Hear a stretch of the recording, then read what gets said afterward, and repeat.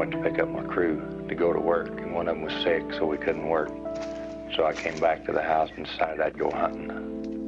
So I decided to go on down into the forest, and I hunted down there until, it must have been around 4 o'clock.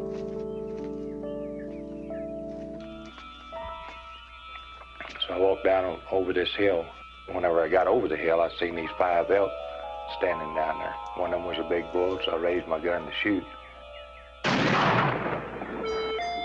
Then something happened beyond his range of experience. You let yourself relax deeply and go right back to that same deep concentration, that same deep relaxation. Let the muscles relax. Let yourself know that you can breathe deeply and easily as you look at the spot. Sometimes these people have a loss of time experience, an amnesic period, which occurs during the UFO sighting, and then later they check their watches and find out that they have lost some time, which they cannot account for. And these cases are most exciting and interesting because it suggests the possibility that the persons have been taken on board, have been examined, and then released, and have been told that they will not remember what has happened.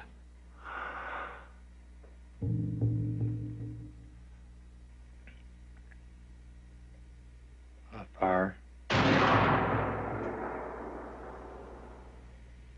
The bullet don't look right.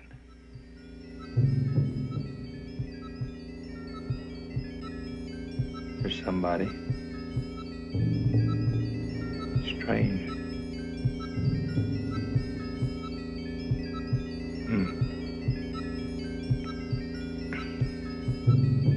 He wants me to go with him.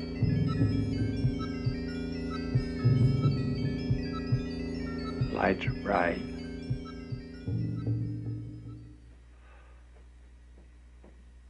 Lights are...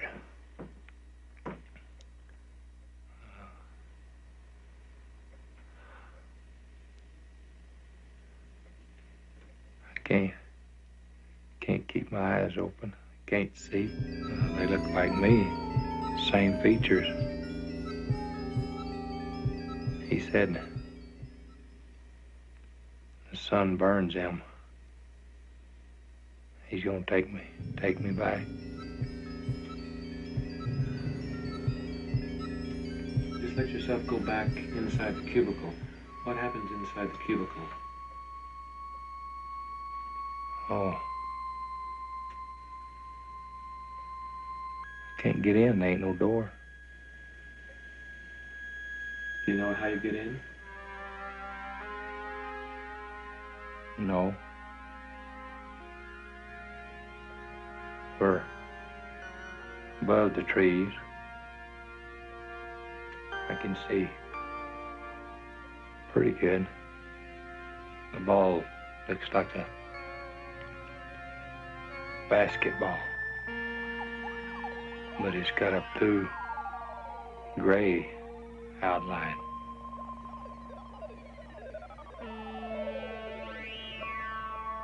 It's kind of dark, no lights.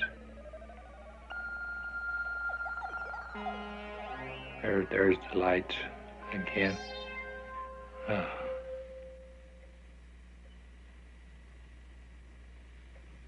We're back. Raise both arms for me. This first attachment goes across your upper abdomen.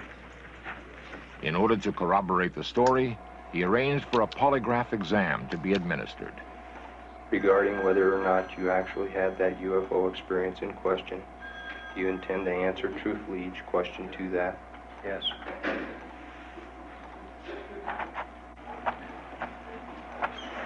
Did you ride in that spacecraft you described to me?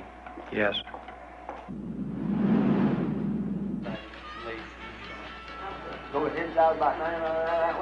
Carl managed to work through a traumatic incident that he had been unable to live with.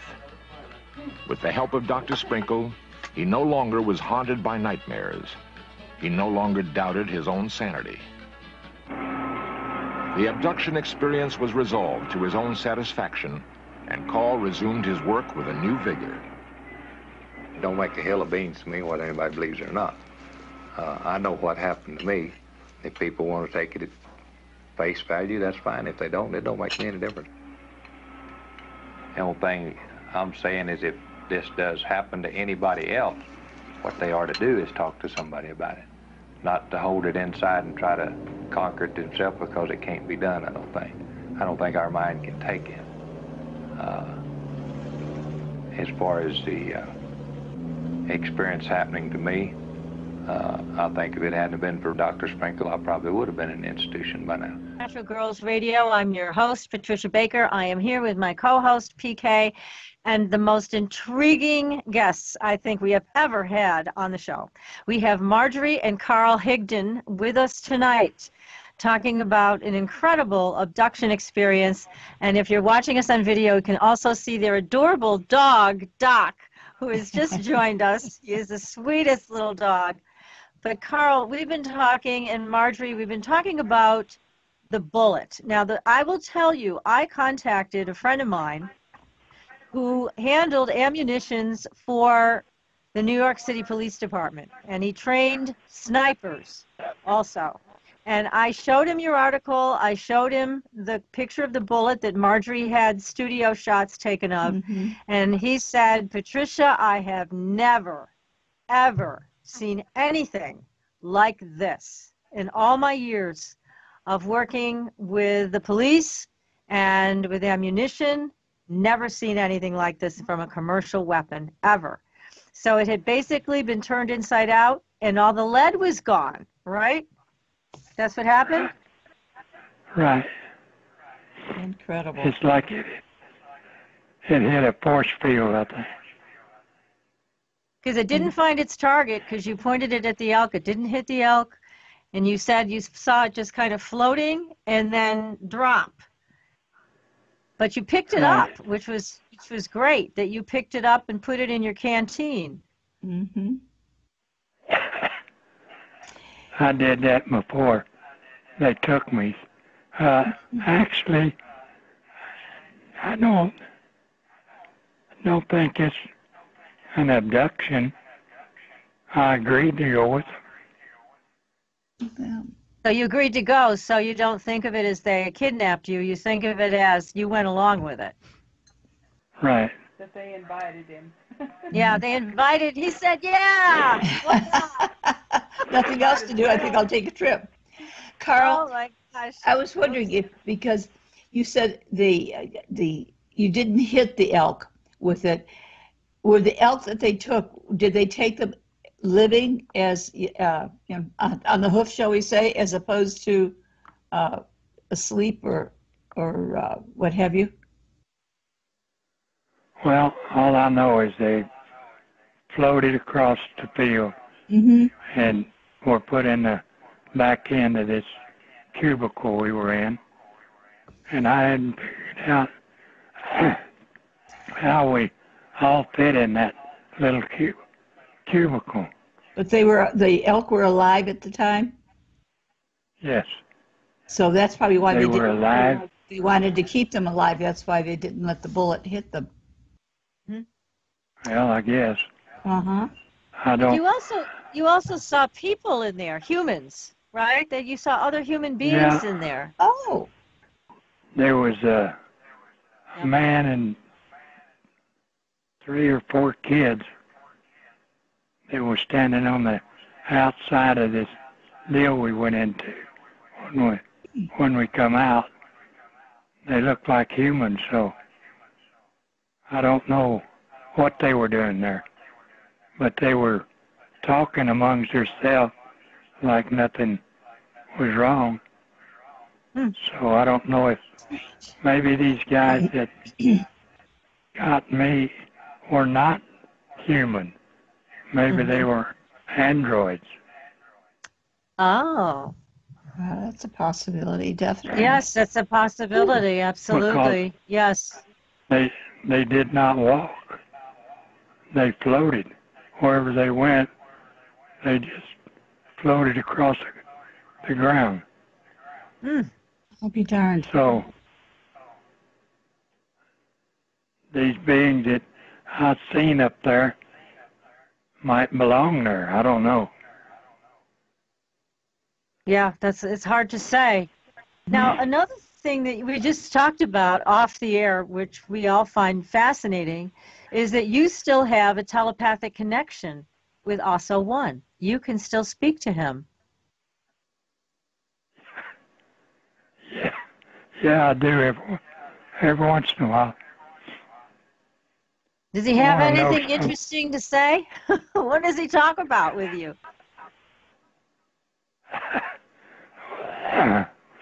Let me get my breath back here. Okay. About 2 weeks ago, I told him we needed some rain. The next day, we got 3 inches of rain. And Oh my goodness. the day after that, we got 2. Oh my God. Told him to shut it off. Oh my goodness. So he Incredible. is kind of like a good friend if he does something like that for you. Mm. I think he likes you. Could be. That's Yeah. amazing. And I can ask him questions like, how long will you live? And what's his And- answer? He'll tell me how long Wow. you can. Mm. You mean you can ask him like how long I would live and he would know? Is that what you're saying? Yeah. Yeah. Oh my goodness. My husband wants to know so he can buy the insurance policy. He'll buy a big one. That would be neat, wouldn't it? But For Kim, not for her. I asked him about one of my wife's policies, and he had cancer. Oh. And I asked him, is he going to be okay? He come back and said, yeah, he'll be home in a month or so, and he'll be fine. He come back, he was fine. He died of a heart attack, Oh, heaven's not sakes. cancer. oh my goodness. Incredible. Mm. I'm amazed at this. Aren't you, PK? This is I just the first yeah. This is the first time I've heard this type of an interaction, this kind of friendship, where you're able to communicate with somebody from another galaxy. I think he's from another galaxy. Who knows? I would But have to think so. Yeah. yeah, I mean, there's a really touching thing about this relationship you have with him. This is the first I've heard of it. Yeah, and Carl- it's really a blessing. Go ahead. Definitely. And What may other I say questions? something? Oh, please do. Yes, go ahead, Marjorie. We also have a certificate from the psychiatrist that says he does not have any mental illnesses. Well, I would not think so. He's too bright. Yes, and too grounded. I mean, That's really. right. You're Definitely. both very down-to-earth people. I mean, you're very down-to-earth and very methodical, you know, about how you go about things. Mhm. So, you know, it's just, again, an amazing experience that took you out of this reality into another. But I'm so impressed with your friendship with Also One. And I think, and again, it really says something about who you both are as people. Mhm. That you are taken more or less under the wing of these advanced beings. They must have respect for you, which is unusual. I mean, because we Yes. must be like ants to them, you know? But here's this friendship that you've developed. I'm just, my heart is full of Mhm. love. I mean, I just feel so amazed at this experience this way. It's incredible. It's just an incredible experience. No, Have it's you been- continued. Have you been told anything to enhance your personal life? No. So it's strictly on. That makes good sense also. Mm-hmm. Yeah. Exactly. Uh-huh. He asked for his help, but he can't change things. Uh-huh. He can't. Yeah, I change can ask things. for help, but it don't do any good. They Okay. can't change anything Okay. I here on see. Earth. But it- Okay. Can you be told something that's going to take place? Do what? I didn't catch that. Ask her to repeat I said, it. can he be told anything that may take place? Will they tell you Something anything something that that's can coming in the take place future. in the future. They probably could, yeah. Mm-hmm. I just don't. I don't look to the future. I'm downstairs, boy. You're strictly one day at a time. That's nothing wrong with that. That's right. Yeah, That's sometimes right. a little bit of knowledge is too much. That's right. Now, Marjorie, have you ever had any dealings with Also One? Only when we've gone out and the different things that I have seen since it has happened. Like, So you've seen lights in the It's my sky. book. Well, You, I'd be sleeping at night and wake up, say, we got to go. Say, where are we going? Out south. So we went out south and we're supposed to sit on this hill. And we sat there for about 15 minutes and we drove down. We got back down on the main road. This looked like an ice cream cone upside down, shot from something about 150 to 200 feet in the air. And then we smelt horrible, like, I don't know, dirty socks or yeah. something, and sulfur like. I told her, I said, a good thing we wasn't up there. yeah. I Good guess grief. so. But He doesn't know what would have happened. I don't know what, they might have took me and my wife and my son who was with us, and they might have took us again. I don't know. Yeah, you don't know when in this situation, but you said you were followed by lights in the sky for a long time after the initial experience, right? Right. Even your crew members saw him. My crew members even saw them. Oh. For heaven's sakes. It wasn't just me. Mm-hmm. Well, they were at least bit shy about letting you know they were around then. That's right. Oh, That's right. amazing. They let you know they were watching you. Gosh. Well, why do you think they came to you? Do you think it was just right place, right time? Wrong place, No, wrong yeah, time. Wrong place, wrong time. Wrong place, right time, yeah. Wrong place, wrong time. Uh-huh. But they might have initialed it. I don't know. Mm-hmm. They might have There have really been chosen. stories of that area of the forest that strange things happen there. Oh, okay. So other people have We've reported been seeing told things. that since it happened. Okay. Okay. So the whole area is mystical for some reason. Probably a portal there or something. It sounds, Right. doesn't it? And when the film crews came in to take pictures of the area, a lot of them would not go down into the actual area. They said it was too weird, they refused to go into the actual area. Oh, that's So they great. were spooked. Yeah. Yes. Mm-hmm. Darned. Yeah, they didn't want to go up in that cube. Yes. They probably didn't have vasectomies either, so they know that. Especially the ones that was really afraid of it were the Japanese up there. Really? Darned. They were the most They afraid. came and did a They came and did a video down there. Uh-huh. And they were afraid or they weren't afraid? They were? were afraid. They would not go into it. They refused. Incredible. You know, Just incredible. did they say anything about what they were feeling or what they anticipated about the fear of? No, I don't know what they were afraid of. Maybe they're afraid they'd take them.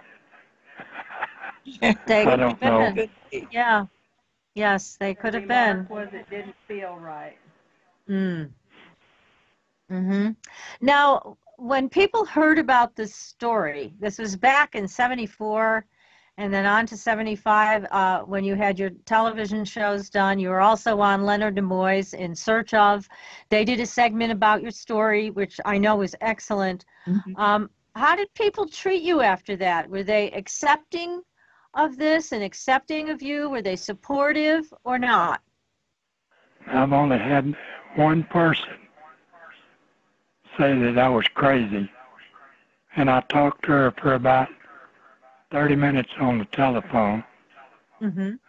She changed her mind. Oh, good. Good job. Good job. Good for you. Told of her That's experience. good. That's good. Well, you know, and I think it sounds like you live in a community that is supportive, and you all stick together, which is a good thing, because there's so many people that have these experiences, and then they get treated so badly. And so I'm really glad to hear you were treated well by your community at large. That's a wonderful thing to hear. Definitely. Did it affect the children at all? Even all my bosses felt the same way. They never said they accepted it like it was. Good. Wonderful. Fantastic. You know, isn't that great? Fact is, a year after this happened to me, another company hired me for more money than what I was making before. Oh, that's great. So it didn't helped affect in you the long run. Yeah, that's wonderful. And then I had.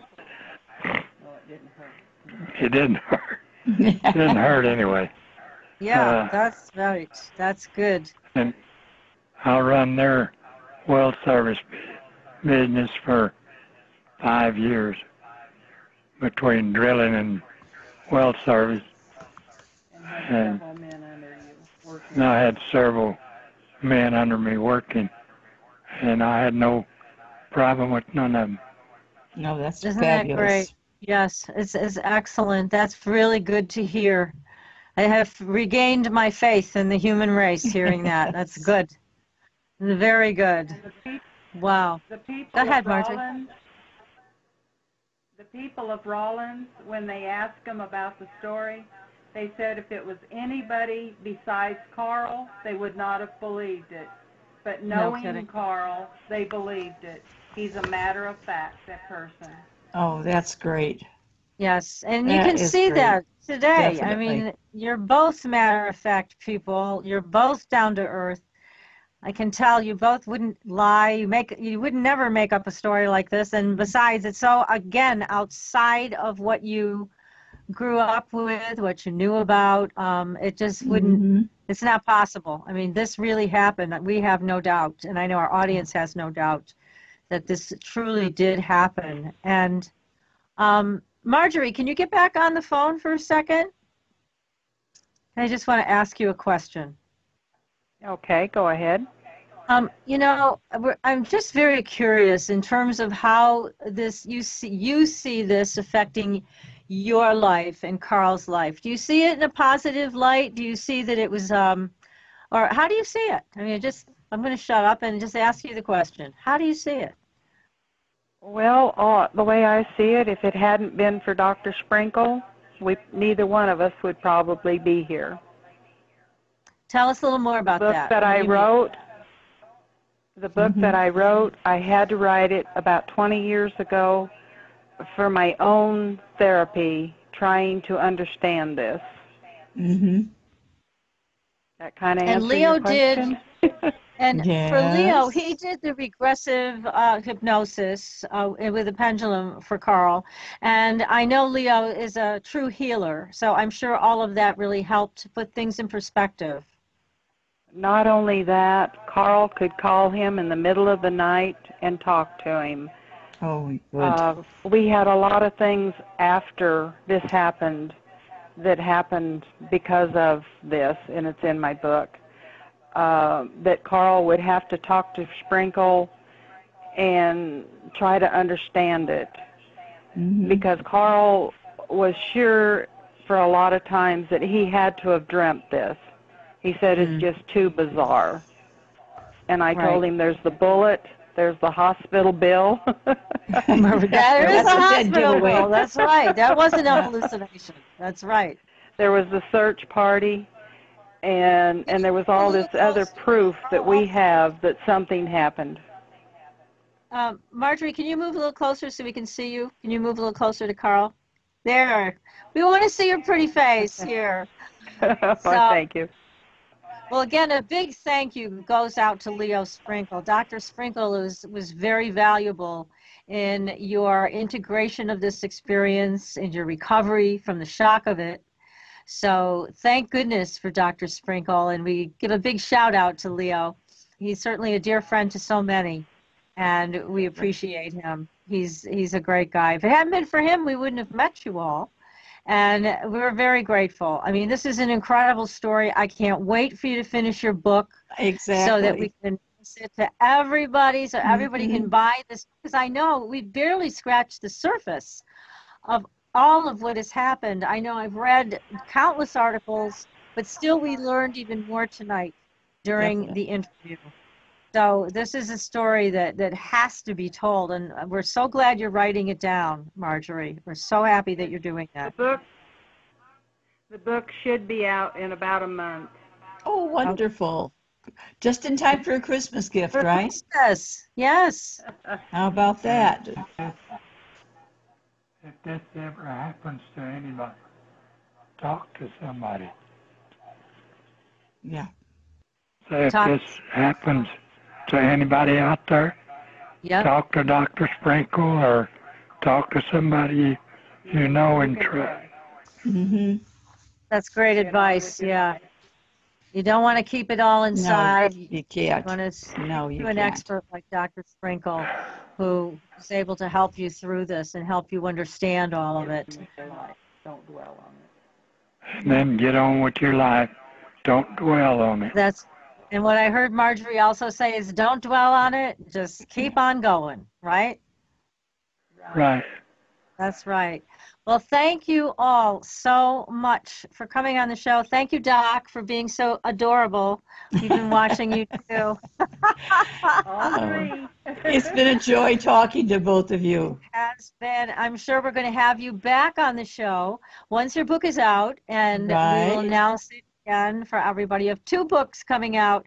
So as soon as they're available, Marjorie, please let us know. Right. And we will announce it on our Facebook page and also on our website. And also, everybody, please go to our Facebook page. In the post I put up about the Carl Higdon abduction, you will find photographs of the bullet, of the truck, drawings of OSO 1, and you will also see many other things. There's a picture of the craft, what that looks like, all kinds of fascinating little pieces of information on our Facebook page. So, Carl and Marjorie, are you still there? Yep. Okay. Well, again, many thanks. Much love to you both for having the courage to speak about this. And again, we wish you all the best. Much love to you. Thank you.